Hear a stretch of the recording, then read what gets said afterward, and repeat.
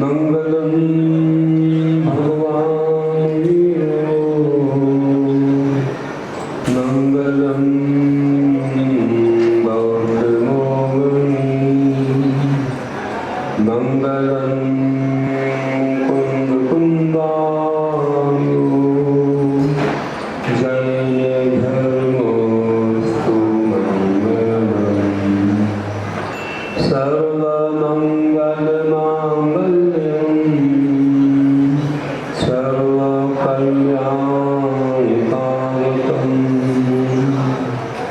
प्रधानं सर्वधर्माणां जयं जयतु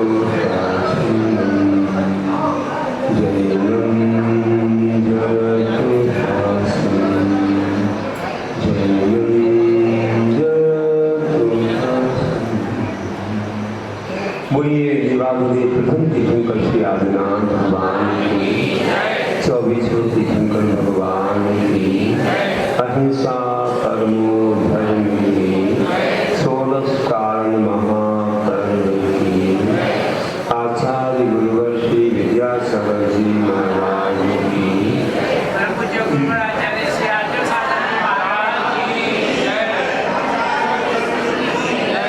और समावाणी महाकर्म की। आज एक और पर्व समावाणी है। सब लोग क्षमा मांग के जाना और करके नहीं जाना, करके भी जाना। सबको क्षमा और सबसे क्षमा और आपस में जय जय करके जाना। आज षोडश कारण महापर्व का अंतिम दिन है। बहुत अच्छे से आप लोगों ने संवत्सर पूजाएं, षोडश कारण की पूजा और क्षमा मानी की भी पूजा की। क्षमा मानी के कलश भी कर रहे हैं लोग, शाम को भी होने वाले हैं। व्रत उपवास वाले एक बहुत अच्छे शोभा के रूप में उनका एक जुलूस भी निकलने वाला है और इससे धर्म की प्रभावना होगी। बहुत ही अच्छी तपस्या है 10 उपवास वालों की। कोई 5 उपवास, कोई 3, कोई 2, एक करने वाली तो बहुत संख्या रही है। बहुत लोगों ने किए हैं। यह उत्साह आपका बढ़ता रहे, परंपरा चलती रहे। आगे भी हम 16 कारण भी करते रहे। हमने पूछा तो अभी कोई कष्ट तो नहीं हुआ?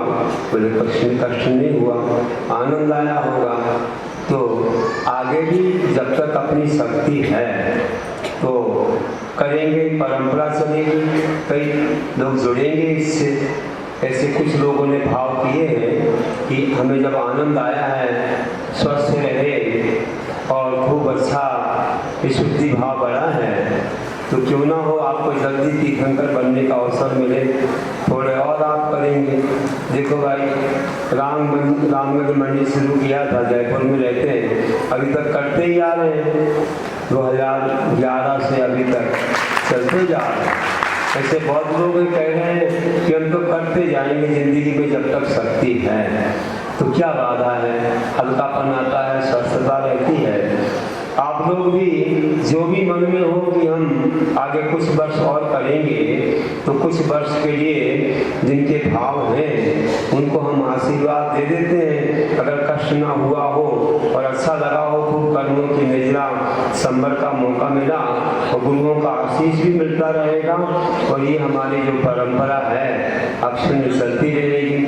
किसके ऐसे भाव हैं कि आगे भी हम शक्ति रही तो करेंगे? उठाइए ना हाथ, उठाइए। देखो भी लोग उठा रहे हैं, सब लोग उठा रहे हैं, बहुत अच्छा है।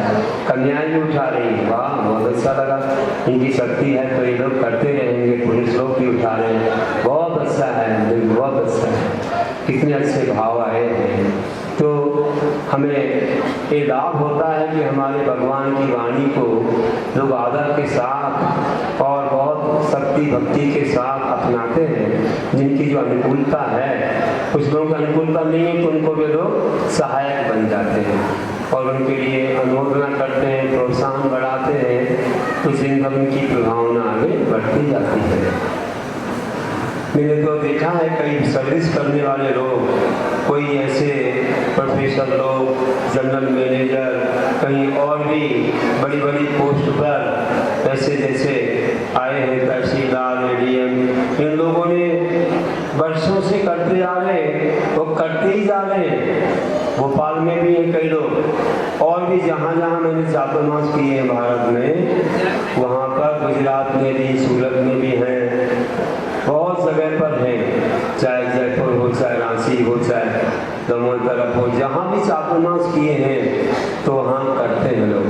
अशोकनगर है, दमोह है, सब जगह लोग कर रहे हैं। तो आप लोगों को भी एक अच्छी तपस्या करने की प्रेरणा और उपदेश मिला है। सब लोग ऐसे तीर्थंकर पद के उम्मीदवार हैं। 170 तीर्थंकर तक हो सकते हैं, कभी तुम्हारा भी नंबर लग जाए। जब एक कन्या का नंबर लगा था, सीमंदर भगवान बनी हुए, सीमंदर तीर्थंकर जो बने, उसने पूर्ण अवस्था में, जब स्वर्ग के पहले एक कन्या अवस्था में उसने 16 कांड किया था। 16 वर्ष करके उद्यापन किया। कभी भी उद्यापन करना हो तो विधान अपने पास है, लोक कल्याण विधान है, उसको करके उद्यापन कर देना। आप अलग से भी कर सकते हो, 2 लोग मिलकर भी कर सकते हो। वो उद्यापन के रूप में किया जाता है। तो जब अपने वर्ष हो जाए कि वर्ष हमारा हो गया तो उद्यापन भी कर सकते हो। बीच में कई बार बिना उद्यापन के भी आप विधान करें। 16 कांड में एक दिन एक पूजा, जैसे अपन यहाँ करते थे। यहाँ तो समय लगता था संगीत से, आपको तो समय लगेगा नहीं, बहुत जल्दी हो जाएगा, थोड़ी से आगे रहते हैं। तो प्रतिदिन अपन कम से कम 16 दिन तक हर वर्ष जो है 16 कांड विधान यही रहेंगी पुस्तकें, सब मंदिर में बहुत सारी पुस्तकें आई हुई हैं और यही रहेंगी। तो आप लोग उसको जरूर कर लेना। कोई व्रत ना करे तो भी विधान भी कर सकते हैं, है ना? कर सकते कि नहीं कर सकते? कर सकते हैं ना, उससे भी थोड़ा पुण्य बढ़ेगा।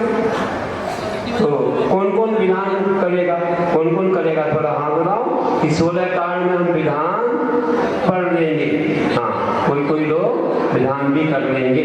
जैसे बहुत अच्छी भावना क्या है कि विशुद्धि बढ़ती है इससे अपना, और इतना स्वाध्याय हो जाता है, कितना अच्छा विधान है, कितने अच्छे भाव उसमें आए हुए हैं। हमारे ही काव्य से वह विधान तैयार किया, इसलिए भूलना मत, पुस्तकों का सही उपयोग होता रहे। चलिए, और आज जो भी हमारा विशेष पर्व है क्षमावाणी, तो हम लोग हमेशा ध्यान रखते हैं और कहते हैं प्रतिगमन में कि खम्मामि सर्वे जीवानां सर्वे जीवा खमंत में मित्तिनेषु भूतेषु नरं मध्यम के लिए, कि मैं सभी जीवों को क्षमा करता हूँ, सब जीव मुझे क्षमा करें। मेरा किसी से बैर भाव नहीं है, सबसे मैं मैत्री भाव धारण करता, सबसे मेरा मैत्री भाव है, किसी से मेरा बुरा भाव नहीं है, बैर भाव नहीं है। आप जानते हो कि क्षमा कितनी महान चीज है। पर्व प्रारंभ होता है तो उत्तम क्षमा से प्रारंभ होता है, और पूरा पर्व का अंत जो 16 कांड का होता है वो क्षमावाणी से होता है। कितना मंगलमय है कि आते क्षमा और जाते क्षमा, हमेशा क्षमा मांगते हैं लोग। किसी से मिलते हैं तो भैया बहुत दिन हो गए, क्या बात है, कुछ मन में तो नहीं था, क्षमा करना। तो जाने लग जाते हैं, भैया आप जा रहे हैं, कोई हमसे गलती हो गई हो, भूल हो गई हो तो क्षमा करना, जाने अनजाने में कोई भी। कैसे क्षमा बहुत अच्छा जीवन का एक श्रृंगार है, और हमारे पार्श्वनाथ भगवान ने तो ऐसा सिखाया है हम लोगों को कि 10 भाव से वे क्षमा करते ही आ रहे थे। उनने अपनी क्षमा से संपूर्ण कर्मों का क्षय कर दिया और वे महान बन गए। और जब केवल ज्ञान प्राप्त हुआ तो वह बैरी भी आ गया और क्षमा मांगी, सम्यक दृष्टि बन गया। समूह क्षण में उसने उनकी वाणी सुनी। विचार करिए कि शत्रु भी मित्र बन जाते हैं, उनका हृदय भी पिघल जाता है। इससे क्षमा में बहुत बड़ी शक्ति है। इसलिए क्षमा हर जगह की जाती है।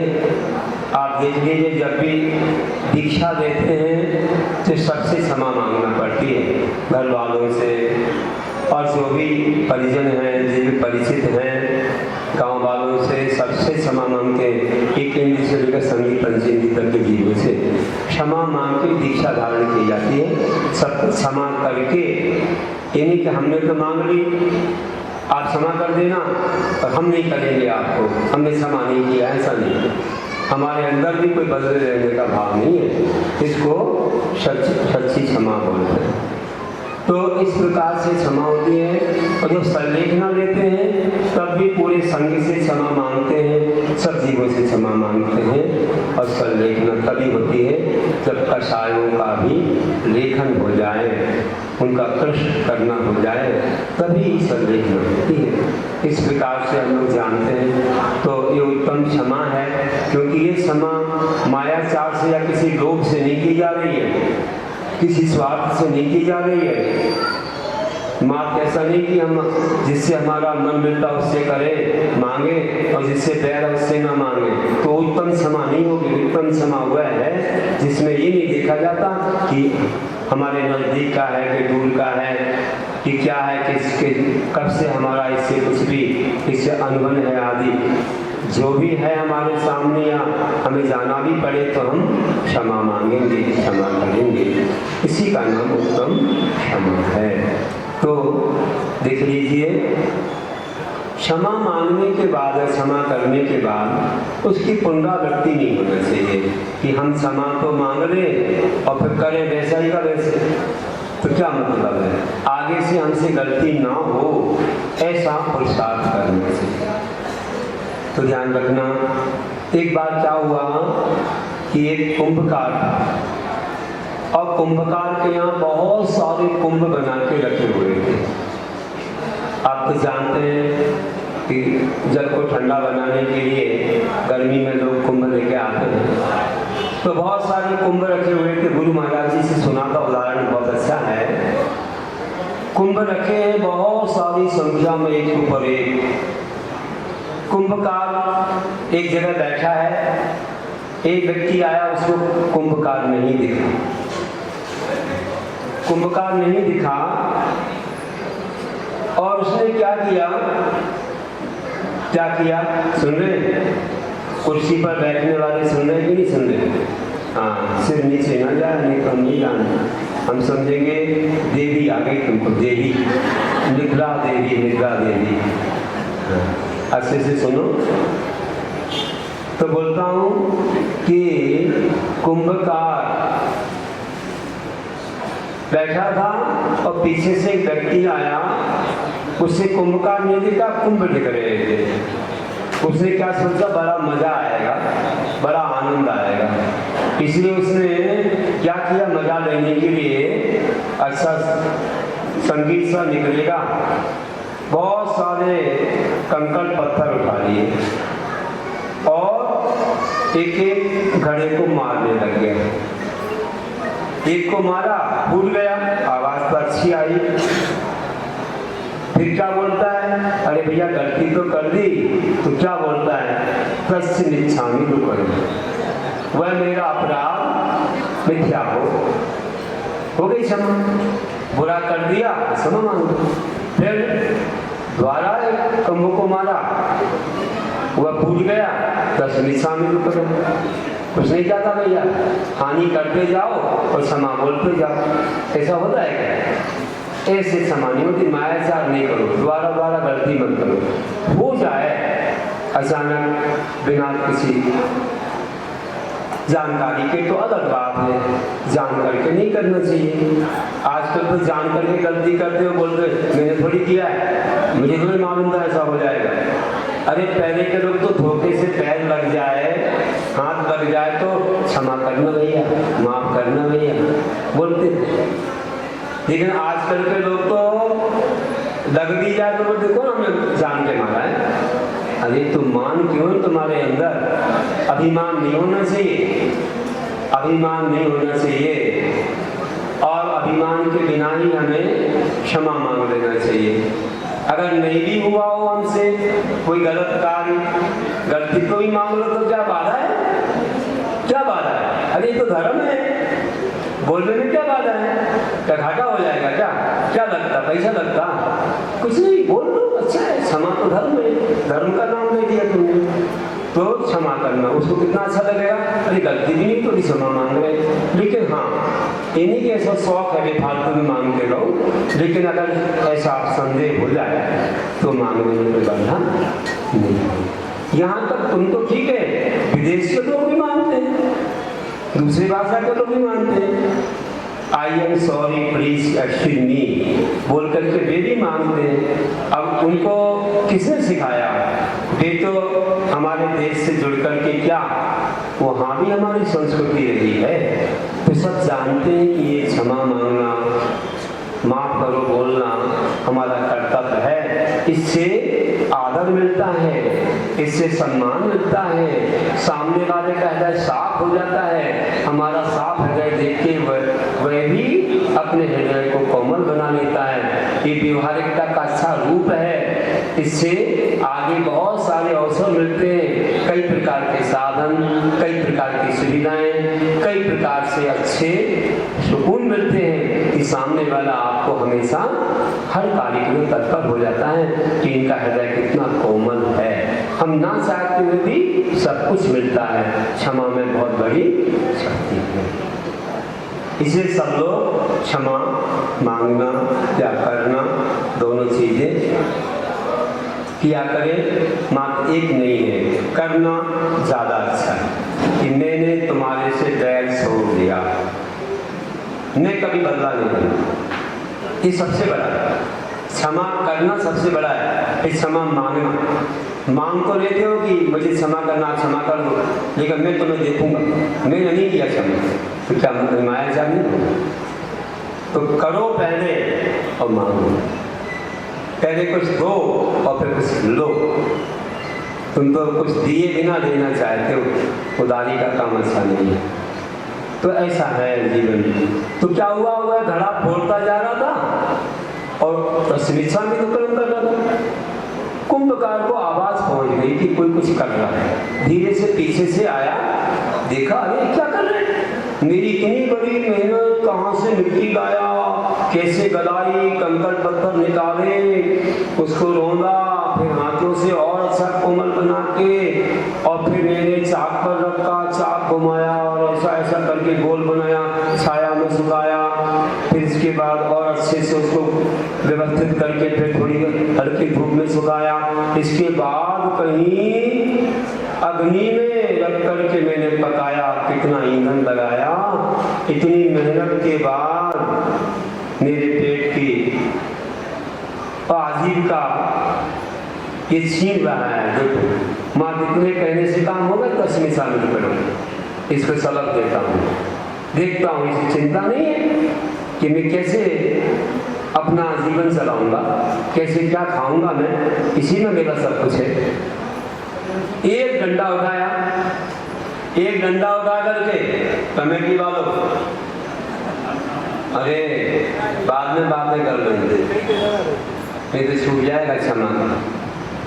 क्या बोला कि उसने एक डंडा उठाया और उस व्यक्ति पर एक जोर से मारा और कहा तस्मिच्छामि दुक्कड़म, हो गया अपराध क्षमा। फिर एक मारा तस्मिच्छामि दुक्कड़म, फिर एक मारा, बोलता चला रहा तस्मिच्छामि दुक्कड़म। ये बोलता भैया तस्मिच्छामि दुक्कड़म तो बोल रहा, मुझे पीड़ा हो रही है, बहुत दर्द हो रहा है। तो मैं तो पीड़ा हो रही है, और जब खड़े फोड़े तो हमें पीड़ा नहीं हुई। कितनी मेहनत से मैंने बनाए और कैसे मेरी आजीविका से चलने वाली है, तुमको ध्यान नहीं आया? बस तस्मिच्छामि दुक्कड़म हो गया। तुम्हें सबक दे रहा हूँ, कितने बोलने मात्र से क्षमा नहीं होती है। आगे से वह कार्य नहीं करेंगे तभी क्षमा होती है। तब उसे समझ में आया कि हाँ अब आ गया मुझे समझ में, अब छोड़ दो मुझे, मैं कभी दोबारा गलती जान करके गलती मेरे से ना हो, नहीं तो माता स्मिशान कदम से वह पाप निकलने वाला नहीं है। तुम एक बार या 3 बार बोल दो, गलती वही करो तो कोई मतलब नहीं है।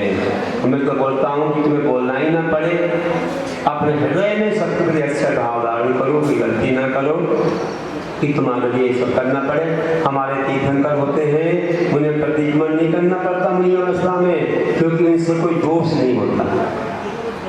ये वर्धमान चार के धारक होते, छेदों पर स्थापना नहीं, उन्हें प्रतिक्रमण नहीं, कुछ नहीं, मुनि बन जाते हैं। ऐसी चलिया रहती की कोई दोष नहीं लगता, दीदी खाली वैसे रहते हैं, मौन रहते हैं कि मुझे बोलना ही नहीं किसी से, बोलने में कहीं कुछ निकल गया क्योंकि छलमस्त हूँ, जब तक केवल ज्ञान न हो जाए तब तक बोलते भी नहीं। ऐसे होते वर्धमान चार के धारक। लेकिन आज के काल में तो शुद्ध स्थापना चारित्र है, सो प्रतिक्रमण करना पड़ता है, प्रायश्चित देना पड़ता है। ऐसा है, जितना कम बोलेगा उसको उतना कम दोष लगेगा, तो ज़्यादा बोलेगा वो ज़्यादा पश्चाताप करेगा कि हमसे ऐसा निकल गया, वैसा निकल गया। इसी शुरुआत में तो मौन धारण करना चाहिए।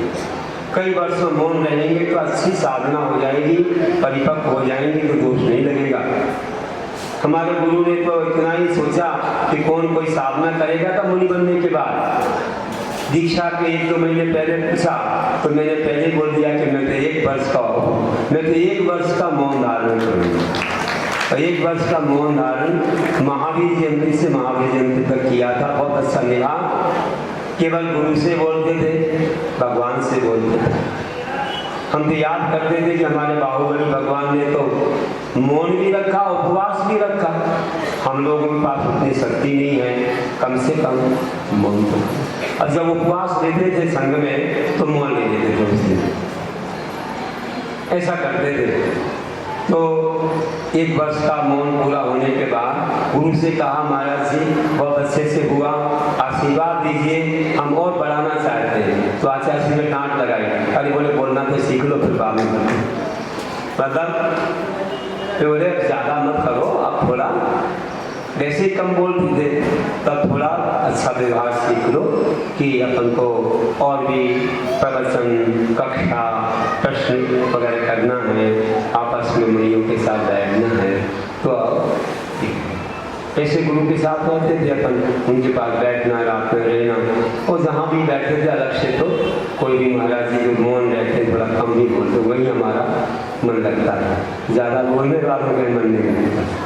तो ऐसे एक अपनी साधना का मन करके हम लोग ऐसे बनाते थे। तो मैंने कहा कि आप लोग भी अपने जीवन में क्षमा को अपनाइए और जान करके कोई गलती मत कीजिए कि अगर बैर है, एक अंतर्मुख में चला गया तब तो उत्कृष्ट है, 15 दिन तक रहा तो मध्यम है, और 6 महीने तक रहा तो जघन्य है, और उसके बाद चला गया तो अनंतानुबंधी मिथ्यात्व हो गया। इसे 4-4 महीने में परवाते 3 महीने कि तुम्हारा पैर आगे ना बढ़ पाए, तुम समामानी कर लो, जिससे कि कहीं मिथ्यात्व में न चले जाओ। इसलिए ध्यान रखो भैया, किसी से अनबन हुई हो, ऐसा तो नहीं कि हम बहुत दिनों से बोलते नहीं या उनसे बैर धारण किए। एक व्यक्ति बोले, महाराज जी कुछ हो गया है, बच्चा कुछ हो गया है, तो हमको सोच लगेगी कि नहीं लगेगी। जैसे हम उनका जाते नहीं हैं, उनसे बोलते नहीं, हमारा बोलचाल बंद है। अरे भगवान, खून का संबंध है तुम्हारा, बोलचाल बंद किया, बैर धारण किया और गलत है। हमारे इसलिए सूत्र पाठक आते हैं कि तुम इनको पालन करो तो तुम्हारा भाईचारा बना रहेगा, एक दूसरे को दुख सुख में जो सहाय बनोगे। तो तुमने सारा छोड़ दिया तो भी पालना पड़ेगा। ये रक्त का संबंध है, ध्यान रखना। जन्म मरण में जाना चाहिए, एक दूसरे का हमें सुख दुख पूछना चाहिए, इसलिए ये सब रखे गए हैं, ये विधि विधान बनाए गए हैं। वो तो तुमको लगेगा ही, 4 पीढ़ी तक तो समान ही लगता है, मरण का 13 दिन और जन्म का 10 दिन लगता है। तो ये पालने से एक दूसरे से मिलते जुलते रहते हैं। इसी निमित्त शादी या विवाह, जन्म मरण इसी निमित्त अगर नहीं मिले तो फिर क्या सब नाता खत्म, फिर दुख सुख में सहाय कैसे बनेंगे। इसलिए सारी चीजें भूल करके क्षमा करके एक दूसरे से मिलना चाहिए। इसलिए अंत में ही कहता हूँ कि हम सब लोग ऐसे क्षमा मानी को मनाने बहुत अच्छे कार्य करें। कुछ नए पद्धति बनाए थे, कल अपन ने जो धर्म मानव सदर पढ़ी थी उसमें भी पद्य थे, लेकिन कुछ अलग से बनाए थे। उनमें से केवल 2 ही पढ़ रहा हूँ, ज़्यादा थे लेकिन 2 पढ़े। कि सदा समाई भाव रहे नित्य, नहीं बैर मन में रखना, ना बदले का भाव रहे वह सब हित कर मानस रखना। क्षमा मांगना सरल समझ लो, करना क्षमा वीर का रूप। क्षमा याचना के पहले हम करें क्षमा वह धर्म स्वरूप। क्षमा वीर का आभूषण है, आत्म से शोभा है बढ़ती। बैरी भी वे मित्र बने सब, आत्मीयता है बढ़ती। सुख दुख में भी हिल मिल रहते, नहीं कपट ना सल होता। धर्म प्रभावना बड़े भावना, मोक्ष मार्ग परिमल होता। धर्म प्रभावना बड़े भावना, मोक्ष मार्ग परिमल होता। बोलिए उत्तम क्षमा धर्म की। चलिए अब सब लोग जिनवाणी पढ़ेंगे। जिनवाणी पढ़ के